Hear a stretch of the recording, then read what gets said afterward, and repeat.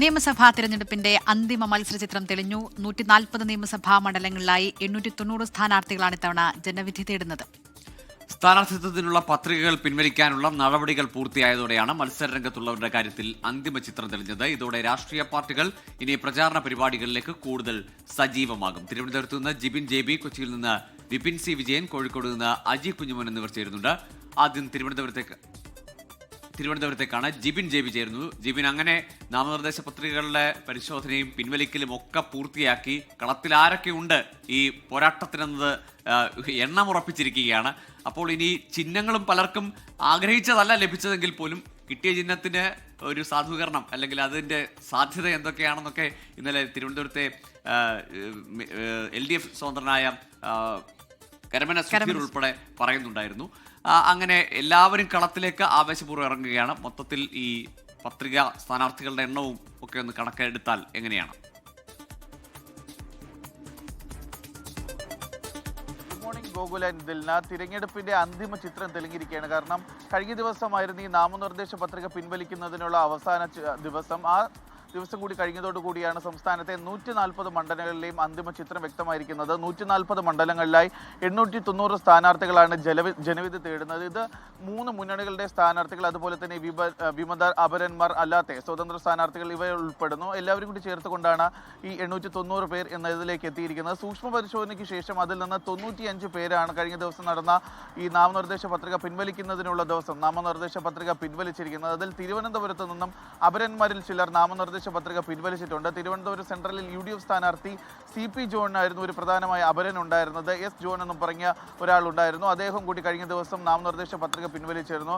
ഏറ്റവും അധികം സ്ഥാനാർത്ഥികൾ മത്സരിക്കുന്ന മണ്ഡലം എന്ന് പറയുന്നത് കൊടുവള്ളിയാണ്. അവിടെ 13 പേരുണ്ടായിരുന്നു. 16 പേരാണ് ഉണ്ടായിരുന്നത്. അതിൽ മറ്റുള്ളവർ നാമനിർദ്ദേശ പത്രിക പിൻവലിച്ചതോടുകൂടിയാണ് 13 പേർ മത്സരരംഗത്തേക്ക് വന്നത്. തിരുവനന്തപുരം ജില്ലയിലാണെങ്കിൽ തിരുവനന്തപുരത്തും 16 പേരായിരുന്നു മത്സരരംഗത്ത് സൂക്ഷ്മ പരിശോധനയ്ക്ക് ശേഷം ഉണ്ടായിരുന്നത്. അതിൽ 4 പേർ കൂടി നാമനിർദ്ദേശ പത്രിക പിൻവലിച്ചതോടുകൂടിയാണ് 11 പേരിലേക്ക് മത്സര ചിത്രം രംഗത്തേക്ക് എത്തുകയും ചെയ്തത്. നേരത്തെ ഗോകുൽ പറഞ്ഞതുപോലെ തന്നെ ചിലർക്ക് ആശിച്ച ചിഹ്നങ്ങൾ കിട്ടി, മറ്റു ചിലർക്ക് ആശിച്ചതൊന്നും തന്നെ കിട്ടിയിട്ടില്ല എന്നുള്ളതാണ് അവസ്ഥ. തിരുവനന്തപുരത്ത് നേരത്തെ പറഞ്ഞതുപോലെ തന്നെ തിരുവനന്തപുരം സെൻട്രലിലെ LDF സ്വതന്ത്ര സ്ഥാനാർത്ഥി കരമന സുധീറിനാണ് അദ്ദേഹം ആഗ്രഹിച്ച ചിഹ്നം തന്നെ മത്സരത്തേക്ക് കിട്ടിയിരിക്കുന്നത്. അദ്ദേഹത്തിന് ക്യാമറ ചിഹ്നമാണ് മത്സരത്തിന് അദ്ദേഹത്തിന്റെ തിരഞ്ഞെടുപ്പ് ചിഹ്നമായി ലഭിച്ചിരിക്കുന്നത്. കാരണം അദ്ദേഹം 20 വർഷത്തോളം കാലം ഒരു സ്കൂളിൽ ഇവിടെ തൊട്ടടുത്തുള്ള വെങ്ങാനൂർ എന്ന് പറയുന്ന ഒരു സ്കൂളിലെ പ്രധാന അധ്യാപകനായിരുന്നു, പ്രിൻസിപ്പളായിരുന്നു. അതിനുശേഷമാണ് വോളണ്ടറി റിട്ടയർമെന്റ് എടുത്തുകൊണ്ട് സിനിമാ ജീവിതത്തിലേക്ക് സജീവമാവുകയും ചെയ്തു. അപ്പോൾ തനിക്ക് ഏറ്റവും അധികം ഇഷ്ടപ്പെട്ട മേഖല എന്ന് പറയുന്ന സിനിമയാണ്. അപ്പോൾ സിനിമയോട് ചേർന്ന് നിൽക്കുന്ന ക്യാമറ തന്നെ തിരഞ്ഞെടുപ്പ് ചിഹ്നമായി ലഭിച്ചതുപോലെ ഒരു വിജയ പ്രതീക്ഷ തന്നെ അദ്ദേഹം വയ്ക്കുന്നുമുണ്ട്. ഗോകുലത്തില്ല. ശരി, ജിബിൻ JB ആണ് തിരുവനന്തപുരത്ത് നിന്ന് വാർത്തയുടെ വിവരങ്ങൾ നൽകിയത്. ഇനി കൊച്ചിയിലേക്ക് പോവുകയാണ്. കൊച്ചിയിൽ വിപിൻ C വിജയൻ തയ്യാറാണ്. Good morning Vipin. എന്താണ് മധ്യകേരളത്തിലെ ഒരു തിരഞ്ഞെടുപ്പ് ചിത്രം? ഇനി ഈ ചിഹ്നം ആളുകളിലേക്ക് എത്തിക്കുകയാണല്ലോ, പ്രത്യേകിച്ചും സ്വതന്ത്ര സ്ഥാനാർത്ഥികൾക്ക് അത് എത്തിക്കുകയാണല്ലോ അവരുടെയൊക്കെ പ്രധാനപ്പെട്ട ഒരു ദൗത്യം. ഒപ്പം തൃശ്ശൂർ ഇന്ന് മുഖ്യമന്ത്രിയുണ്ട്. എന്താണ് മധ്യകേരളത്തിലെ തിരഞ്ഞെടുപ്പ് ചിത്രം? Good morning Gokul, Dilna. തിരഞ്ഞെടുപ്പ് ചിത്രം കൃത്യമായി തന്നെ പുറത്തേക്ക് വരുമ്പോൾ അതിൽ അപരശല്യവും അല്ലെങ്കിൽ വിമതശല്യവും ഒക്കെ കുറച്ച് കുറവ് മധ്യകേരളത്തിലാണ് എന്ന് പറയേണ്ടി വരും. കുട്ടനാട്ടിൽ സജി ജോസഫിനെ അനുനയിപ്പിക്കാൻ UDFന് സാധിച്ചിരിക്കുന്നു. മറ്റ് വലിയ രീതിയിലുള്ള ഒരു ശല്യമില്ല. പ്രധാനപ്പെട്ട എല്ലാ മുന്നണികളുടെയും നേതാക്കൾ അവരുടെ സ്ഥാനാർത്ഥികളുടെ എല്ലാം തന്നെ നാമനിർദ്ദേശ പത്രിക സ്വീകരിച്ചിരിക്കുന്നു എന്നുള്ളതാണ്. ഒപ്പം പ്രതിപക്ഷ നേതാവ് VD സതീശൻ, കളമശ്ശേരിയിലെ LDF സ്ഥാനാർത്ഥി P രാജീവ് എന്നിവർക്ക് ഇപ്പോൾ അപര സ്ഥാനാർത്ഥികളുണ്ട്. അവരുടെയും നാമനിർദ്ദേശ പത്രിക സമർപ്പിച്ചിരിക്കുന്നു. ഈ പറഞ്ഞതുപോലെ തന്നെ ഇനി അങ്ങോട്ടേക്ക് തിരഞ്ഞെടുപ്പിന്റെ അംഗമാണ്. അപ്പോൾ ആ സമയത്ത് എന്തൊക്കെ പ്രചാരണ വിഷയങ്ങൾ ഉയർന്നു വരുമെന്നുള്ളത് ഒരു സജീവ ചർച്ചയാണ്. മുഖ്യമന്ത്രി എല്ലാ ജില്ലയിലും ഇപ്പോൾ മണ്ഡല പര്യടനങ്ങൾ നടത്തിക്കൊണ്ടിരിക്കുകയാണ്. ഇന്ന് തൃശ്ശൂർ ജില്ലയിലാണ്. തൃശ്ശൂർ ജില്ലയിലെ 4 അദ്ദേഹം ഇന്ന് സംസാരിക്കുകയും ചെയ്യും. അപ്പോൾ ഈ സമയത്തൊക്കെ ഉയർന്നു വരുന്ന വിഷയങ്ങൾ നമുക്കറിയാവുന്ന പോലെ തന്നെ ഡീൽ വിഷയമാണ് ഏറ്റവും പ്രധാനമായി നിൽക്കുന്നത്. LDFും BJPയും തമ്മിൽ ഡീലുണ്ടെന്ന് കോൺഗ്രസും, ഒപ്പം തന്നെ UDFും BJPയും തമ്മിലാണ് പല മണ്ഡലങ്ങളിലും ഈ ഡീൽ എന്നുള്ളത് CPMും ഇപ്പോൾ സജീവ ചർച്ചയാക്കിക്കൊണ്ട് തന്നെ ഉയർന്നു വരുന്ന ഒരു വിഷയമാണ്. മറ്റൊന്നുള്ളത് പ്രതിഭയ്ക്കെതിരെ നടന്നിട്ടുള്ള അധിക്ഷേപ പരാമർശമാണ്. അത് ഉയർത്തിക്കൊണ്ടുവരാൻ LDF പരമാവധി ശ്രമിക്കുന്നു. എന്നാൽ ഇതിൽ ഇപ്പോൾ മാപ്പ് പറഞ്ഞിരിക്കുന്നു. ഇനി ഇതിലേറെ എന്ത് ചെയ്യണമെന്നുള്ളത് അവിടുത്തെ UDF സ്ഥാനാർത്ഥിയായിട്ടുള്ള M ലിജു ചോദിക്കുന്നു. ഇങ്ങനെ അതും ഒരു സജീവ വിഷയമായി നിൽക്കുകയാണ്. അത് ഒരു ഒറ്റപ്പെട്ട സംഭവമല്ല എന്നും UDFന്റെ സ്ത്രീകളോടുള്ള ഒരു നയമാണ് എന്നുള്ളതുമാണ് പ്രധാനമായും LDF ഉയർത്തിക്കാണിക്കാൻ ശ്രമിക്കുന്നത്. ഇന്നലെ ഹൈക്കോടതിയിൽ നിന്ന് വന്ന ഒരു വിധി, അതായത് കൊടിമര പുനഃപ്രതിഷ്ഠയുമായി വന്നത് UDFന് അനുകൂലമായി നിൽക്കുകയാണ്. നിൽക്കുകയാണ്. അപ്പോൾ വീണ്ടും സ്വർണ്ണക്കൊള്ള സജീവമായിട്ടുള്ള ഒരു ചർച്ചയാകുമോ എന്നുള്ള ഒരു കാര്യം കൂടി നിൽക്കുന്നുണ്ട്. ഈ സമയത്താണ് ഇപ്പോൾ SITക്ക് കുറച്ചുകൂടി സമയം ഹൈക്കോടതി അനുവദിച്ചിരിക്കുന്നത്. അതായത് ഈ ഒരു തിരഞ്ഞെടുപ്പിൻ്റെ സമയത്ത് സ്വർണ്ണക്കൊള്ളയുടെ അന്തിമ റിപ്പോർട്ട് ഹൈക്കോടതിയിലേക്ക് എത്തുകയില്ല. അപ്പോൾ അതുമായി ബന്ധപ്പെട്ടുള്ള ചർച്ചകൾ ഒരുപക്ഷെ കൂടുതലായി ഉയർന്നു വരാനുള്ളൊരു സാധ്യത കുറവാണ്. ഈ ഡീൽ വിഷയം ഒപ്പം തന്നെ ഈ സ്ത്രീവിരുദ്ധ പരാമർശം ഒക്കെ തന്നെ ആയിരിക്കും ഇനി വരുന്ന ഈ രണ്ടാം ഘട്ടത്തിലേക്ക് കടക്കുന്ന വേളയിൽ സജീവ ചർച്ചയാവുക. ഒപ്പം തന്നെ പ്രചാരണത്തിന് ഇത് നരേന്ദ്രമോദി എത്തും ഞായറാഴ്ച തൃശ്ശൂരിൽ. ഈ പറഞ്ഞ പോലെ തന്നെ സ്റ്റാർ ക്യാമ്പയിനേഴ്സിനെ ഇറക്കാനുള്ള സജീവ ചർച്ചകൾ എല്ലായിടത്തും നടക്കുകയാണ്, 3 മുന്നണികളിലും നടക്കുകയാണ്. ദിൽന ഗോകുൽ. ശരി, വിപിൻ സി വിജയനാണ് മധ്യകേരളത്തിലെ സാഹചര്യം വിശദീകരിച്ചത്. ഇനി അജി കുഞ്ഞുമോനിലേക്കാണ്, കോഴിക്കോട്ടേക്ക്. അജി, കണ്ണൂരിലൊഴികെ ഈ കൊയ്യൻ ജനാർദ്ദനൊഴികെ ബാക്കി എല്ലായിടത്തും ഈ വിമതരെ അല്ലെങ്കിൽ പാർട്ടിക്ക് ഭീഷണിയാകുന്ന വിമതരെ എല്ലാവരെയും അനുനയിപ്പിക്കാൻ കോൺഗ്രസിനായി. പക്ഷേ കൊയ്യൻ ജനാർദ്ദനത്തിന്റെ കാര്യത്തിൽ പുറത്താക്കൽ നടപടിയിലേക്ക് പോകേണ്ടി വന്നു. അദ്ദേഹം മത്സരരംഗത്ത് തന്നെ തുടരുകയാണ്. എങ്ങനെയാണ് വടക്കൻ കേരളത്തിലെ മത്സര ചിത്രം? കൊടുവള്ളിയിലാണല്ലോ ഏറ്റവും കൂടുതൽ സ്ഥാനാർത്ഥികളുള്ളത്. Good morning Gokul. ദിൽന, ഗോകുൽ സൂചിപ്പിച്ചതുപോലെ തന്നെ കൊയ്യം ജനാർദ്ദനൻ മത്സരരംഗത്ത് തുടരുകയാണ്. കോൺഗ്രസിനെ സംബന്ധിച്ചിടത്തോളം അത് വലിയ തരത്തിലുള്ള ഒരു തലവേദനയുണ്ട്. പ്രത്യേകിച്ച് ഈ വടക്കൻ കേരളത്തിൽ ശക്തമായ പോരാട്ടം നടക്കുന്ന സ്ഥലങ്ങളിൽ ഒന്ന് കണ്ണൂരാണ്. ആ കണ്ണൂരിൽ കോൺഗ്രസിനെ സംബന്ധിച്ചിടത്തോളം വലിയ ശുഭാപ്തി വിശ്വാസമുണ്ട്. അതായത് കോൺഗ്രസ് പറയുന്നത് പല കോട്ടകളും തങ്ങൾ പിടിച്ചെടുക്കുമെന്ന് കോൺഗ്രസ് അവകാശപ്പെടുന്നു. അവിടെയാണ് കൊയ്യം ജനാർദ്ദനത്തിൻ്റെ ഈ വിമതനായിട്ടുള്ള മത്സരത്തിലേക്കുള്ള നീക്കം വലിയ തലത്തിൽ കോൺഗ്രസിനെ ബാധിച്ചിരിക്കുന്നതെന്ന് വേണമെങ്കിൽ ഈ ഘട്ടത്തിൽ പറയാം. അനുനയ നീക്കങ്ങളെല്ലാം തന്നെയും പാളി. പാർട്ടിയിൽ നിന്ന് ഇനിയും കൊയ്യം ജനാർദ്ദനെ പുറത്താക്കുക എന്ന നടപടിയിലേക്കായിരിക്കും ഒരുപക്ഷെ കോൺഗ്രസ് കടക്കുക.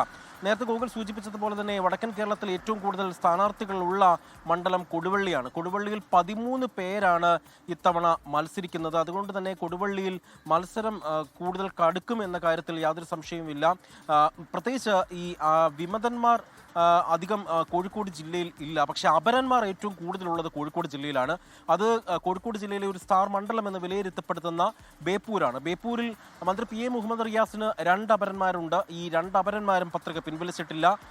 അവിടെ അൻവറിന് PV അൻവറിന് 4 അപരന്മാരുണ്ട്. ഈ 4 അപരന്മാരും ഈ പത്രിക പിൻവലിച്ചിട്ടില്ല. 4 പേരും PV അൻവർ എന്നാണ് അൻവർ എന്നാണ് അവരുടെ പേര്. അപ്പോൾ ആ 4 പേരും പത്രിക പിൻവലിച്ചിട്ടില്ല എന്നുള്ളതും ഏറ്റവും ശ്രദ്ധേയമായ കാര്യമാണ്. ഈ വരുന്ന ദിവസങ്ങളിലൊക്കെ വലിയ തലത്തിൽ പ്രചാരണം കൊഴുപ്പിക്കുകയാണ് 3 മുന്നണികളും. NDAയുടെ പ്രചാരണാർത്ഥം പ്രധാനമന്ത്രി അടുത്ത ദിവസം തന്നെ പാലക്കാട് എത്തുന്നുണ്ട്. അതുമാത്രമല്ല, മലപ്പുറത്തേക്ക് പോവുകയാണെങ്കിൽ മലപ്പുറത്തും വലിയ തലത്തിലുള്ള പ്രചാരണങ്ങളാണ് നടന്നുകൊണ്ടിരിക്കുന്നത്. പ്രത്യേകിച്ച് ഈ ഡീൽ വിവാദവുമായി ബന്ധപ്പെട്ട് പാലക്കാട് വലിയ തലത്തിലുള്ള ചർച്ചകൾ നടക്കുന്നുണ്ട്. അതിൻ്റെ തുടർ പ്രതികരണങ്ങളൊക്കെ വരുന്നുണ്ട്. ഈ ദിവസങ്ങളിൽ അതും ഏറ്റവും കൂടുതൽ ചർച്ചയാവുകയും ചെയ്യുന്നുണ്ട്.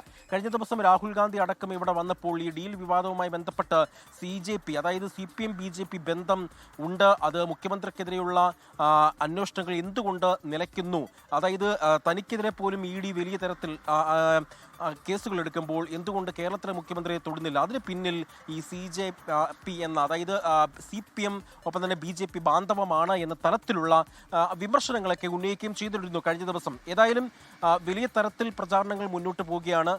വടകരയിലേക്ക് ഒരു പ്രധാനപ്പെട്ട കാര്യം കൂടി ഉണ്ട് ഗൂഗിൾ ദിൽന. വടകരയിൽ KK രമ അവിടെ മത്സരിച്ചപ്പോൾ കഴിഞ്ഞ തവണയൊക്കെ അവരുടെ തദ്ദേശ തെരഞ്ഞെടുപ്പുകളിലൊക്കെ ചിഹ്നമായി ഉപയോഗിച്ചത് ഫുട്ബോളാണ്. എന്നാൽ തെരഞ്ഞെടുപ്പ് കമ്മീഷന് ഈ ഫുട്ബോൾ ആവശ്യപ്പെട്ടുകൊണ്ട് അവർ കത്ത് നൽകി. പക്ഷേ തെരഞ്ഞെടുപ്പ് കമ്മീഷൻ ഫുട്ബോൾ അവർക്ക് അനുവദിച്ചില്ല, അവർക്ക് ടെലിവിഷനാണ് അനുവദിച്ചത്. പക്ഷേ ഈ പത്രിക, അതായത് ഈ ഫ്ലെക്സ് ബോർഡുകളും ഒപ്പം തന്നെ നോട്ടീസും ഒക്കെ അച്ചടിക്കുകയും നിരവധി സ്ഥലങ്ങളിൽ സ്ഥാപിക്കുകയും ഒക്കെ ചെയ്തു. അപ്പോൾ ആർമിയെ സംബന്ധിച്ചിടത്തോളം അത് വലിയ തലത്തിൽ അവർക്കൊരു തിരിച്ചടിയായി ഉണ്ട്. ഏതായാലും തെരഞ്ഞെടുപ്പ് അതിൻ്റെ കനത്ത ചൂടാണ് വടക്കൻ കേരളത്തിൽ. അപ്പോൾ തെരഞ്ഞെടുപ്പ് ചൂടിന് മുട്ടും കുറവില്ല ഗൂഗിൾ ദിൽന.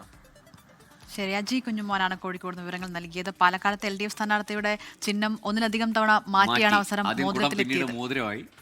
മാത്രമല്ല, എലത്തൂരിൽ AK ശശീന്ദ്രൻ ചെറിയ ടെൻഷനുണ്ട്. അദ്ദേഹം കാലങ്ങളായി മത്സരിച്ച ക്ലോക്ക് ചിഹ്നം ഔദ്യോഗിക NCP ആയിട്ടുള്ള അജിത് പവാറിന്റെ ഭാഗത്ത് അരങ്ങേറിയതാണ്. സ്ലിപ്പുമായി ഇറങ്ങി രസീതുമായിട്ട് ഇറങ്ങി. പക്ഷേ എന്നാലും PK ശശീന്ദ്രനാണ് ഈ NCPയുടെ ചിഹ്നം ക്ലോക്ക് കിട്ടിയിരിക്കുന്നത്.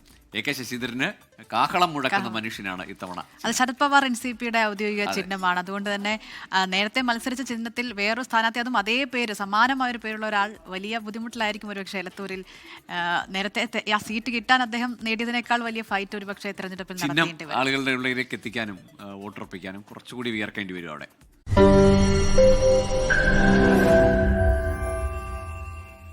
ലോകത്തെവിടെയായാലും ഏത് സമയത്തും 24 വാർത്തകളും ഓഗ്മെന്റഡ് റിയാലിറ്റി പാക്കേജുകളും എക്സ്പ്ലെയിനറുകളും വിശദമായി കാണാൻ ഞങ്ങളുടെ യൂട്യൂബ് ചാനൽ നിങ്ങൾക്ക് സബ്സ്ക്രൈബ് ചെയ്യാം.